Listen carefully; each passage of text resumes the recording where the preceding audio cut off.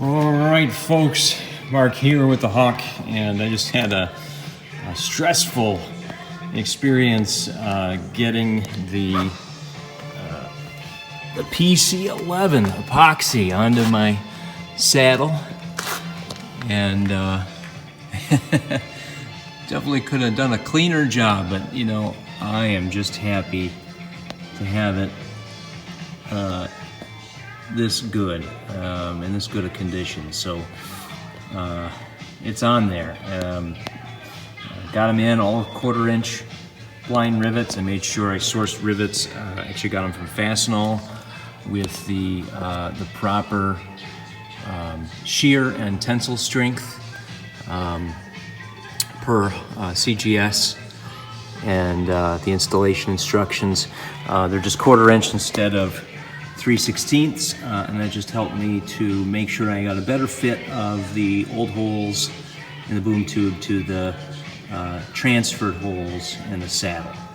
And so it's in there, and all the epoxy's on there. I should have, if I would have had it to do all over again, I would have taped up my nicely painted saddle, because you know, cleaning the epoxy off there, I took some paint off. So I'm gonna have to mask, you know, when this is all dry, I'm gonna mask off the epoxied section, the boom tube and everything, and wire brush, and then repaint the saddle in place, just to prevent rust. Now you'll notice some parts missing. Yes, tried with angle drills to get in there and everything, and I decided that I really just needed to remove the lower longerons, and that meant also removing the vertical that goes into the main spider assembly, and that's over here. This one on the left side is over here, and the right one's on the other side. And boy, am I glad I took those off, because it would have been really, it was already difficult, would have been really difficult with that in my way, just muscling everything in place, getting rivets in with a 1/4 inch rivet puller. It was really nice not having those parts in my way. I did take the engine back off the airplane for that, because I had to move the airplane around a little bit on the stand in order to get the bolts out, and I just, with all the torquing around on everything I was going to do, and having some major structural pieces gone, I didn't want to be torquing around in the airplane with all that engine weight on there. So it's back off and over here on the table. You probably can't see it over here because it's dark, but over there. And I got it on. So let's just give you a quick look at the other side. And there's the other side. So now, you know, I smoothed it out with my finger and just tried to clean it up as best as I could, but that's the way it's going to be, and it should hold good and strong. So you know, I put a liberal amount of epoxy on the saddle, and obviously it just, that epoxy is really gooey, tough stuff even before it starts kicking off. And you know, I mixed it pretty well, but it just took a lot to squeeze all that out, and basically had to get the upper holes on one side and then go to the other side and start pulling up on the saddle, pulling upwards, and squeezing with my clamps. I've got some of these kind of clamps, and you know, on a few holes I had to run the drill through, and not really, I wasn't really removing much material at all, but you know, it just had to run the drill through again to get the rivet inside. And boy, there was a period of time when I thought, man, I'm not going to make it. This epoxy is going to kick off, and it's going to become completely unworkable. And so once I got these upper holes in on each side, man, did that feel good. And then after that, it was balls to the wall, just getting all the other rivets in and popping them, and they all pieced they all displaced pretty well.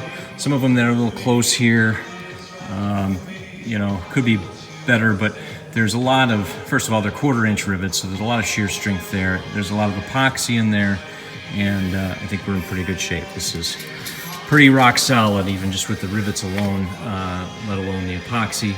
Of course, these do get bolted into the lower longerons as well, and they get the drag cables going up to the bulkhead where the seat is there, and the fittings there. So I'm just really glad that job is done. Here's a little post-mortem look at the mess I made. There's the cardboard and the epoxy, and started off with a scrap of aluminum of I think it's 025, and it was too flexible. I was able to get some of the stuff out of the jars. I quickly ran and grabbed the thick steel ruler off of my square, which luckily was already disconnected, and this had a lot more strength to resist the epoxy, and I used that to mix and also to spread it on the saddle. I cleaned this up with some MEK and got stuff off of there. So saddle's on. Now just gotta let it dry. I gotta give it a coat of paint or two, you know, tomorrow night or something, piece of cake, and then start putting those longerons back together, get the gear legs in, get the axles, tires on there, and we'll be on wheels. So that'll be exciting. Of course, I also have to do the drag cables, and I want to look up if the gear can be on, if the weight can be on the gear when I do those. I have to look that up in the build instructions for the Hawk, and see whether or not I can have it on the wheels to do that, or whether I have to keep it up on the stand when I Nickel press those cables for the drag cables.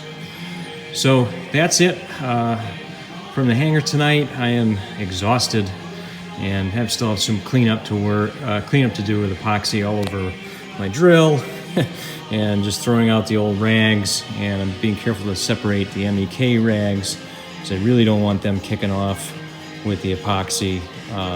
So I just have rags in that pile that have only had epoxy. MEK rags will stay separate. I'll probably spread them out on the floor here, make sure they can dry really nice and safely, and then I'll be able to throw them away when they're dry of all solvents. So that's it for me.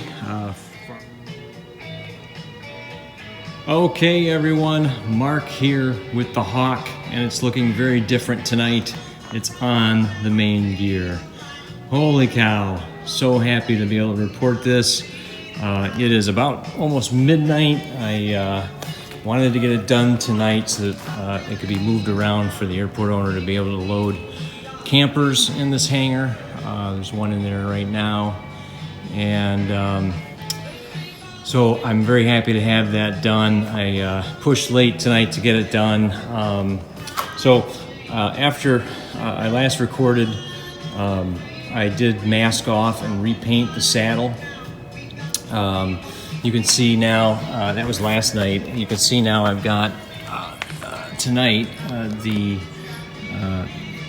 longerons back in place with the verticals. Everything's riveted and bolted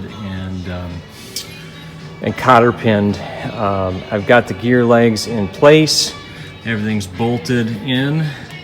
I've got the spreader bar, I guess I'll call it. I don't know what the plans call it, but that in place, and I have made the cables and Nickel pressed them in place. And I think they're a good tension. The left one's a little looser than the right one, and actually I put an extra washer behind the eye fitting to try to loosen the right one a little bit.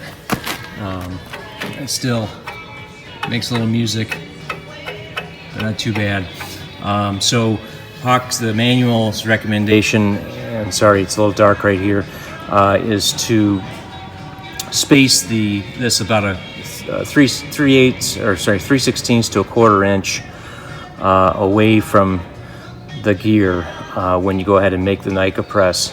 And then as you tighten the bolt, it tightens it up. And boy, that works. I went to a full 1/4 inch on this one, and it's okay. It's loosened up a little bit now that I put the extra washer in there under the eye, and it sure is tight. So very happy with that, and got the axles on with no issues.